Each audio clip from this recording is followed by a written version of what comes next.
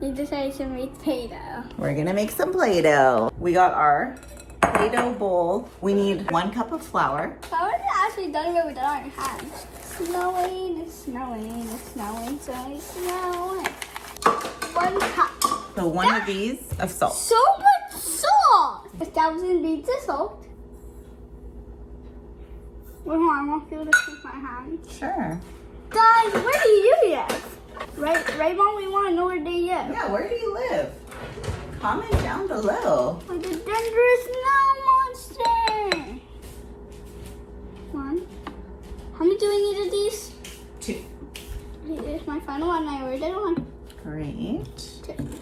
This is 1 cup of boiling water. That actually turning into pay. All we need to do is that food dye. Still too hot to knead. This is the finishing result. The final results. Let's see. Show them like the consistency of it. Yeah, that's just how so it doesn't ready to play. It's not too stuck in and not too and it's really soft. It's really soft. It actually feels really, really good. Ooh, it's pretty sticky. Yeah, pretty sticky. But it's fun. I just put it in it. Bye guys, see you next time. Bye.